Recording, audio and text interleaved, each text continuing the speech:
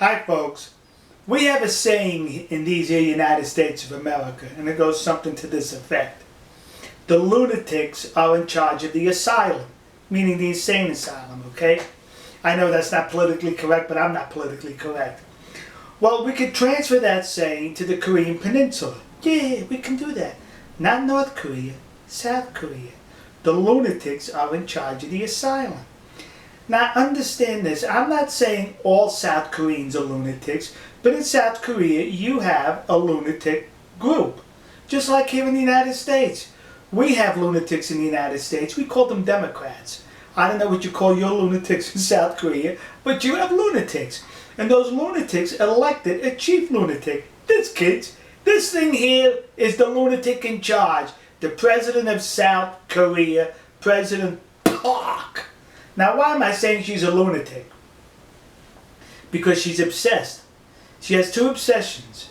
One is to cover up the perceived crimes of her father, who served in the Japanese Imperial Army with distinction as an officer. That was him, as a distinguished officer. So she needs to cover that up, and she needs to nourish the hate that exists in South Korea towards Japan to deflect from her father. She has another obsession, Prime Minister Abe of Japan. She does not like this man, she does not like that nation, she does not like those people in Japan. Very simple. Every opportunity she gets, she berates that Prime Minister and the people of Japan. What she has done recently, this lunatic in charge, she recently hired a public relations firm in Washington, D.C. to degrade the Prime Minister of Japan. Here's what's happening. The Prime Minister of Japan was invited by the United States Congress to address the United States Congress at joint session. Now the Prime Minister of Japan, the United States Congress, in that equation there's only two countries involved. But apparently the lunatic in charge is inserting South Korea into that equation. She must think that Japan and South Korea are one nation just because they share the Sea of Japan. South Korea on one side of the Sea of Japan, and Japan being on the other side of the Sea of Japan. Does that mean the United States and Mexico is one nation because we share the Gulf of Mexico? I do not think so. She hired this public relations firm to precede Prime Minister Abe's visit to the United States to make sure the people in Congress understand about Japan's supposed war crimes during and before the Second World War. You need to atone for your sins, you need to apologize. You committed all these crimes against the people of South Korea. That's what the lunatic wants to be known among the members of Congress, thus hiring that public relations firm. Now why is she a lunatic for doing that? Gee, you ask such good questions. She plays patty fingers continually with the dictator of China. She's always buddying up to this guy. How come she's not obsessed with the crimes committed by China on the Korean Peninsula during the Korean War? How come she's not obsessed with this dictator's country being responsible for the Korean Peninsula divided during and after the Korean War?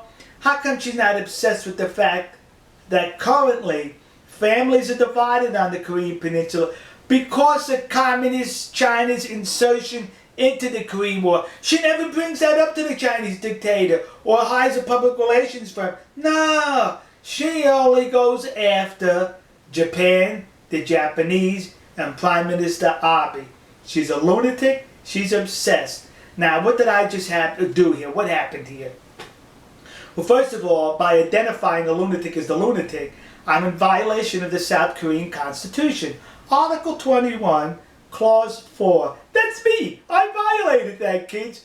But at the same time as I violated Article 21 of the South Korean Constitution, the same article number in the Japanese Constitution, Article 21, I was in compliance, freedom of speech. But putting aside the Japanese Constitution, the South Korea Constitution, I'm in compliance with the American Constitution, the United States of America, the First Amendment to our Constitution, guaranteeing my freedom of speech, which transposes to freedom of expression. So when I call a lunatic, I'm protected by my free speech. Here in the United States, free speech in Japan, we're gully Walkers. in that masquerade of a democracy in South Korea, I'd be in a heap of trouble, partners. We'll see you. God bless you. God bless America. God bless the nation you happen to be. And God bless our good friends and trusted allies in the land of the rising sun, Nihon Koku, Japan. And yes, dear God, please be with this normal, civilized people in South Korea who recognize the fact that there's a lunatic in charge. Hopefully, come the next election, they'll be able to move her out and put somebody in charge who is not a lunatic. We'll see you.